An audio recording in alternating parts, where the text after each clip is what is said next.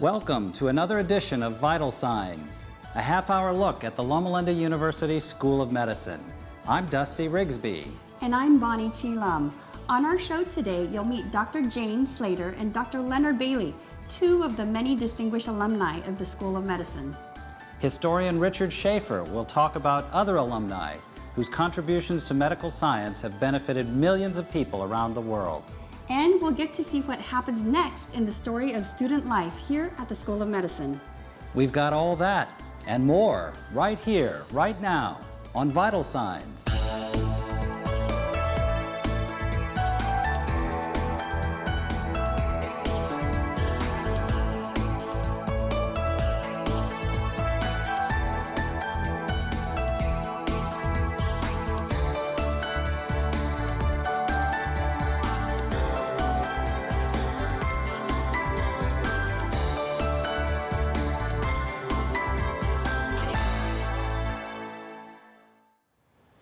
We're happy to have Dr. Tamara Thomas with us in our studio. She is Associate Dean for Faculty Development at Loma Linda University School of Medicine. Welcome to Vital Signs, Dr. Thomas. Thank you. Welcome. Dr. Thomas, can you share with us some examples of how Loma Linda Medical School graduates have gone on to great careers? Yes, we have several examples of prominent alumni from the School of Medicine. We have a couple of alumni who have combined their careers with the military. Dr. Laurie Sutton from the class of 1985 is a brigadier general in the Army, as well as a psychiatrist practicing.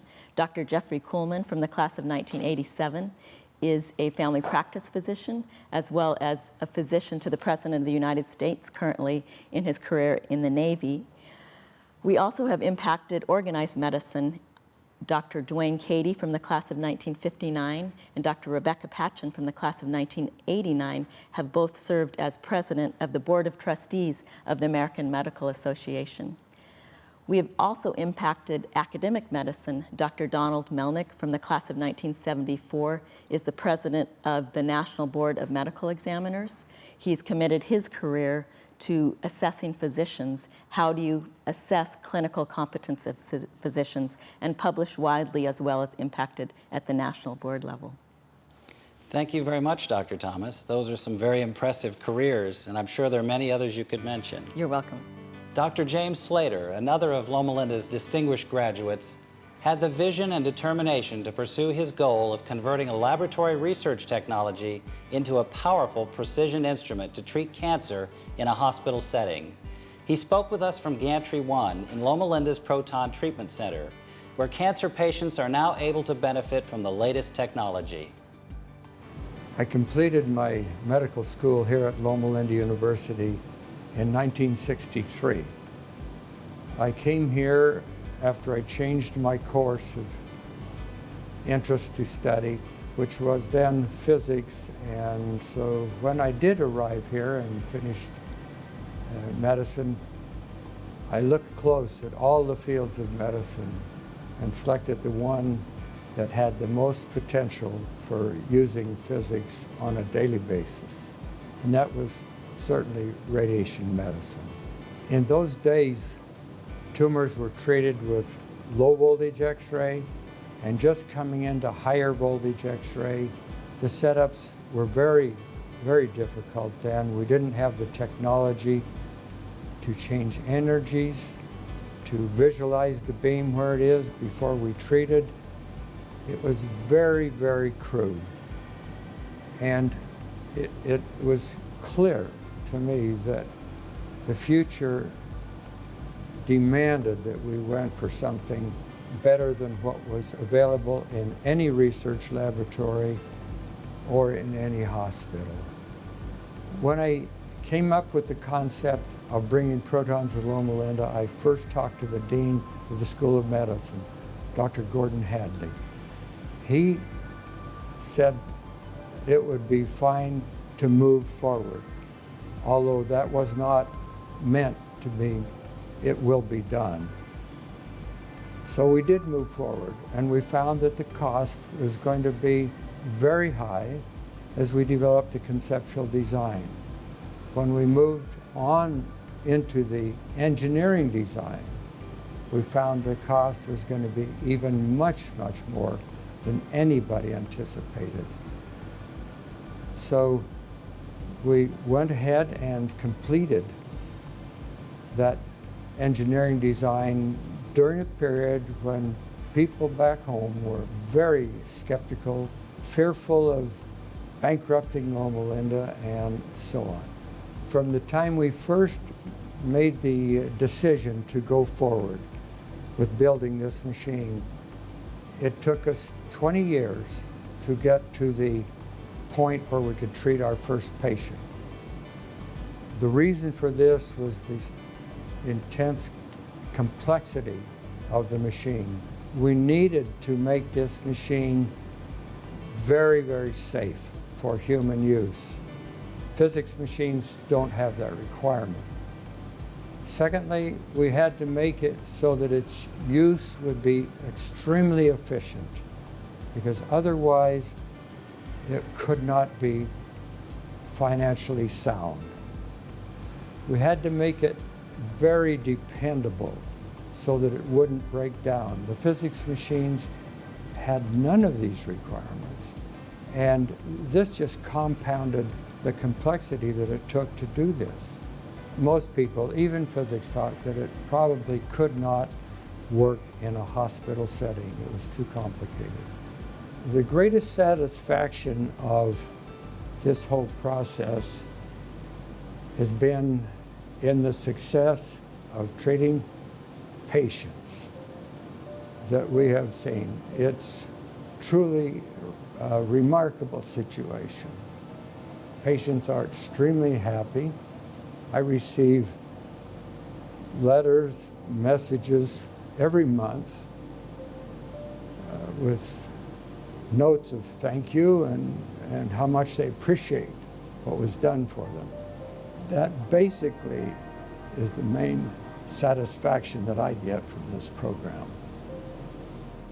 Coming up, we'll visit with Dr. Leonard Bailey and one of his patients right after our on-campus segment. The thing I enjoy most about my work here at the School of Medicine is meeting with alumni, because the stories they tell are incredible. This morning I had a conversation with a 95-year-old man who is completely articulate, very interesting, stories that would, inspire you. It's also very nice to be able to rub shoulders with somebody like Dr. Bailey, and world-renowned surgeon. You've got a problem, he's right there. It was just really neat to talk to some of the alumni and see that we actually, all the work that we do here actually does produce physicians that go out and not only heal the body, but also have made it their mission to heal men's souls as well. So I'm inspired daily, personally inspired. I think everybody would be if they had a chance to speak with our alumni on a daily basis. And that's my job. How could it get any better? And it made me really proud of where I work and also really proud of my heritage as an Adventist.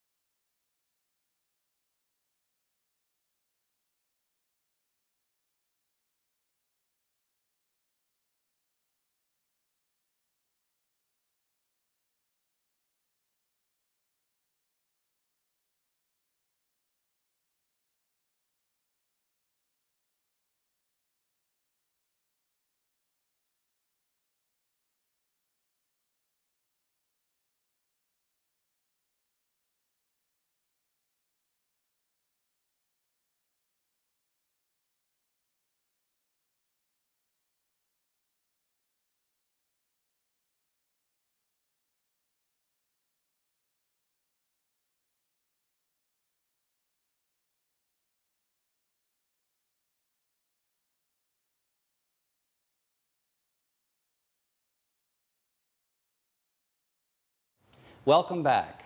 With us now is Dr. Leonard Bailey, a world-renowned surgeon whose pioneering work opened the field of infant heart transplantation. Beside Dr. Bailey is one of his transplant patients, Alma Moreno. Alma, welcome to Vital Signs. Thank you. And welcome, Dr. Bailey. Pleased to be here. Can you tell us what got you interested in infant heart transplantation? You know, Dusty, in the evolution of heart transplantation, it was no more than a dream in the 1960s until '67, when Chris Barnard in South Africa did a human heart transplant. From then on, the aim was largely to transplant young adults. And as I was coming up in the system, it appeared to me that babies were being neglected. There were babies dying because they needed heart transplants. They had naive immune systems. We were taught that, and I understood that. And so it seemed to me they would be ideal recipients for heart transplantation.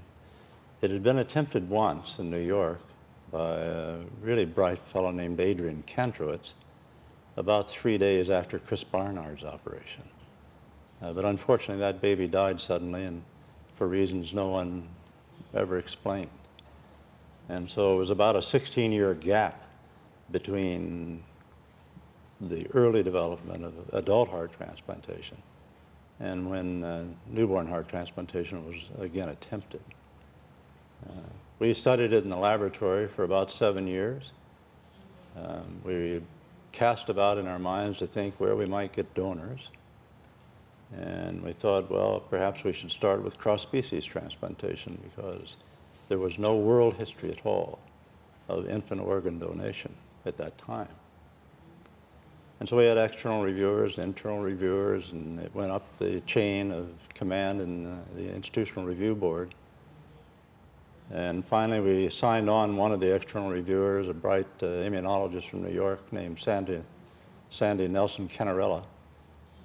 And she established a laboratory, and we went to work to do a cross-species transplant using a baboon heart. Some of you may recall, I know you do, Dusty, I'm not sure about Bonnie over here, putting a baboon heart in a baby called Baby Faye. It was an amazing experience on campus. And that was 1984. For all of us, that was in 1984, in the late fall. Well, that baby died 3 weeks later. We did learn a great deal from her, and her legacy has been profound. Since then, there have been several thousand babies transplanted around the world. About a year after Baby Faye, we were able to do the first newborn heart transplant that succeeded with a human donor. Almost providentially, we got news of a donor. And I'm pleased to tell you that that little baby is about 26 years old now, and he lives in Las Vegas and goes to work every day. And there have been a number of other tiny babies, something in the order of 250 or so, little babies, transplanted here on our own campus, to say nothing of what's been done around the world. All of whom are growing up, not all, but most of whom are growing up and becoming young adults now. I happen to have one of those young adults next to me. She wasn't transplanted as a newborn, but as you can see, even children need heart transplant from time to time. Welcome. So, Elma, as Dr. Bailey was saying, you received your heart transplant as an older child. Can you tell me how old you were? I was 12 years old, and it was probably a month before I turned 12, actually. And I'm curious, what was the reason why you needed a heart transplant? I had something called cardiomyopathy. And had you suffered with it for many years or just leading up to the heart transplant? well, it was discovered when I was 9, but they think that I might have had it before that. Okay.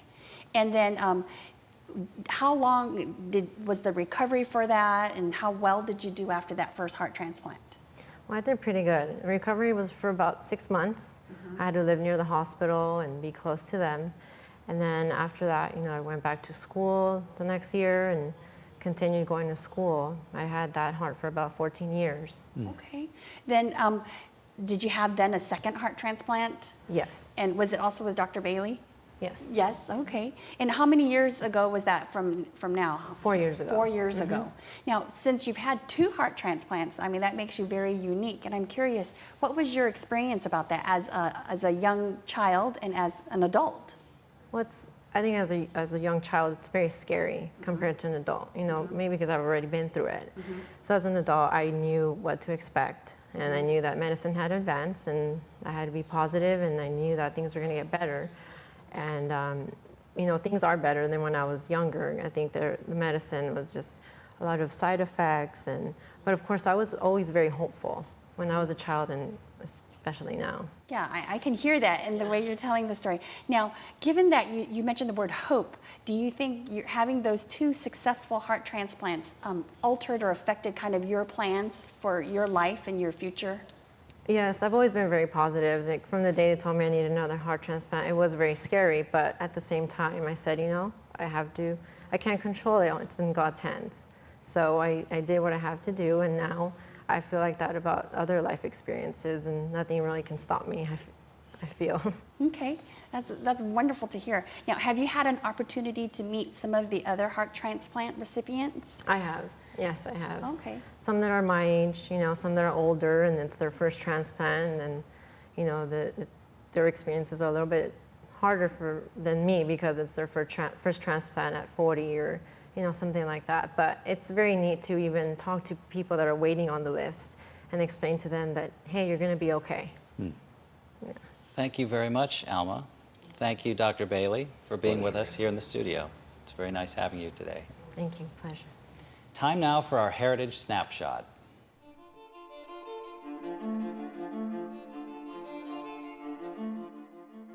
Dr. Wesley Keim was a member of the class of 1953A. While he was in medical school, he drew caricatures of his faculty, and that has been put together into a book called The Giants of CME, the College of Medical Evangelists. Over the years, the faculty here has made major contributions to world medicine. I think of J. Wayne McFarland, class of 1939, co-author of the 5-Day Plan to Stop Smoking, which has helped more than 20 million people around the world. I think of Dr. Melvin Judkins, class of 1947, the Judkins technique of computer-assisted percutaneous transfemoral selective coronary arteriography, used by virtually 100% of the people in the world performing coronary angiograms. This is the X-ray evaluation of the blood vessels of the heart, major contribution to world medicine. I think of Dr. Edward Hahn, who was an electronics engineer before he became a physician here in the class of 1950. He became the world pioneer in the monitoring of fetal heart rate. Now, fetal monitoring has become a part of good obstetrical care in hospitals and clinics around the world.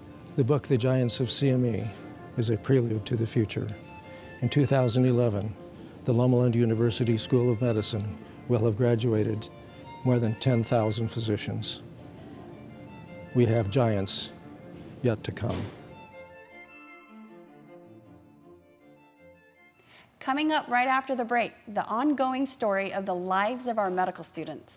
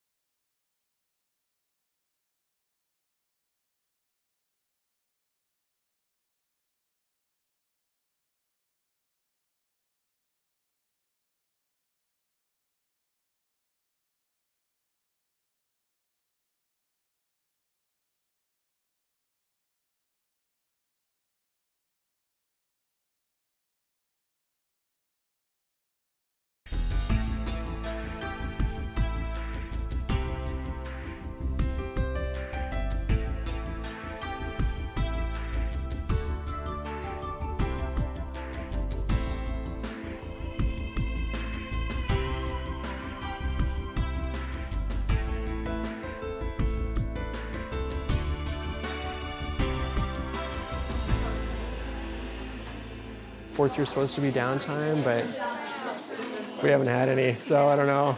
I don't know what we're gonna do next year with 3 kids. I would say we come here pretty much every day and we walk in the neighborhood, usually after dark when I get home. All right, you ready, Asher? Yeah. Let's do it. Fourth year's medical school's way of saying no hard feelings. And several people have said this will be the best year of your life. So I'm looking forward to that, and I've felt that some. The stress is not the same. I mean, we stress for interviews, and that is stressful, I'm not gonna lie, but it's a different kind of stress. I get so nervous that I forgot something. I know, thanks, bye. I'm headed to the Ontario airport for my 10 o'clock departure to Albuquerque, New Mexico. We're having to apply more places, to interview more places, and there's always that fear, like, what if I've worked this hard and I don't get to be what I want to be? That's scary. You go through medical school, you do as well as you can, but depending on how you do, that sort of determines what kind of doctor you can become. Fourth year is about getting a job. I think it's supposed to be a little bit more stress-free, but I'm not really finding that to be the case because of interviews and residency. And the closer we get to graduation, the more I feel like, wow, I'm gonna be a doctor. I'm gonna be responsible for, important decisions come July. Hello. Hi, Ethan. How are you? Can we shake hands? Can you shake hands? Hi. Can you give her knuckles? Good job. Do we do knuckles? Knuckles! All right. First and second year is not about what being a doctor is like, Your interaction is with books and not humans, and that's hard. Especially when you dream of being a doctor so long and you get to medical school and it's not what you've dreamt about. And so having this third and fourth year experience is made up for that. And any drainage that you've noticed, thank you. No, not out of his ear. Thank you. He's suspecting that it's going to be. Oh, you got a I'll take you home. This is why we entered medical school, to see patients. Fourth year is about taking everything that you've learned and applying it, being a little more confident in it, and showing what you've learned to all these programs that you interview at. It's selling yourself. It's convincing them, and I think convincing yourself that you're ready to take the next step to be a doctor. Or how are you getting from the airport to the... Okay, and what time does that one depart at? It's not as much of an influx of all the knowledge that you've had first year, second year, third year. It's just letting that knowledge simmer. It's letting the gravy thicken. I'm driving to Minneapolis, on to my next destination, Boston, by early morning. It's 12:37 a.m. I have an interview at Indiana University Children's Hospital tomorrow morning. So one of the things that I'm really looking for, besides a solid residency training program, is that I'm trying to find a place that's very livable for my family. So I want Asher and Micah and the new little one on the way to grow up with as much exposure to nature as they possibly can. I interviewed at Mayo Clinic, at Dartmouth. First, Kansas City, Missouri, Salt Lake City, Utah, Oakland, California, At Duke, then OHSU in Oregon, Portland. Albuquerque, New Mexico, Loma Linda, California, Seattle, Washington, Then Loma Linda. Then I interviewed at a family medicine program in Grand Junction, Colorado. Indianapolis, Indiana, Aurora, Colorado, Then the University of Colorado in Denver, and then I ended at Harvard in Boston. and then LA Children's in Phoenix. 10 total, which makes me nervous because some people were like, we want everybody to do 15. And I canceled some. I miss the patients being in all these interviews, but they'll come back soon. So I'm excited. That's a good feeling to realize that you do love what you're going into and miss it when you don't have it. Absence makes the heart go fonder. Let's see if anybody's home. Who's home? Who's home? You can ride this stretch by yourself for quite a while. He was on his training wheels, but he'd be out on his bike every day, so we just kind of loosened him and worked the training wheels up, to where he had to use more and more of his own balance. And then one day Brittany's like, hey, maybe he can do it without him. So we took him off, and sure enough,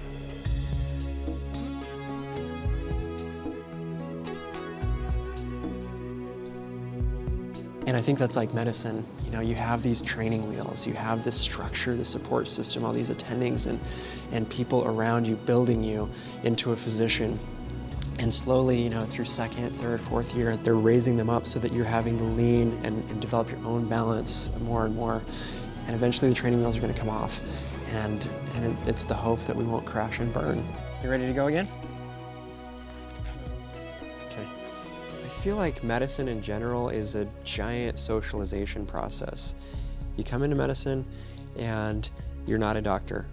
And you're very well aware of that fact. Mark's still a student. He's mentioned the fact that they call him doctor in the hospital. And I think I mean, you're not a doctor. And then the subsequent years help you to realize slowly but surely that you are gonna be a physician, and then that you can be a physician, and then finally that you are a physician.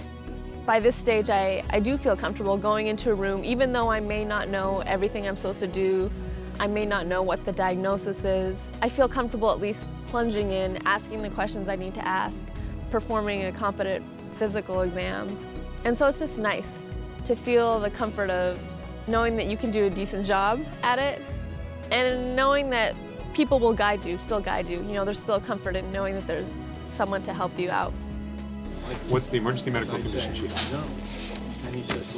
Uncontrolled pain. Exactly. It is interesting watching him become something that is not who he started off being. It's very fascinating to watch. I'll just push you when you need it, okay? Like, we're gonna walk across that platform and we're still gonna have the training wheels on. Asher's are off, mine aren't yet, but they're pretty high. I'm leaning. You made it through the puddle? Good job.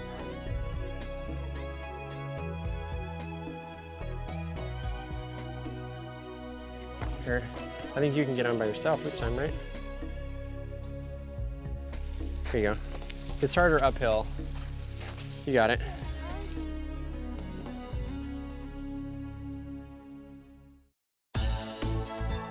We'd like to give a special thanks to those amazing students and to all our guests today. Before we go, here's a question for you. Who was the first lady physician at Loma Linda and was known for making horse and buggy calls for up to 10 miles from campus? Watch for the answer on the screen in just a minute.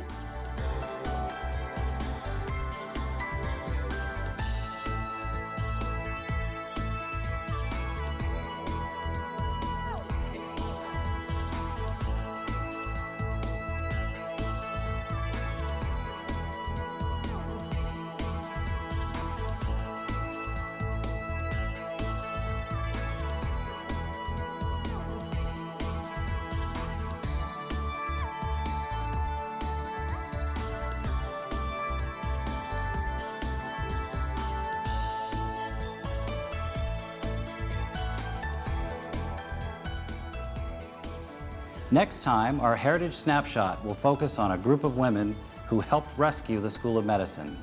And you won't want to miss the next chapter of our student life story. We'll see you next time right here on Vital Signs.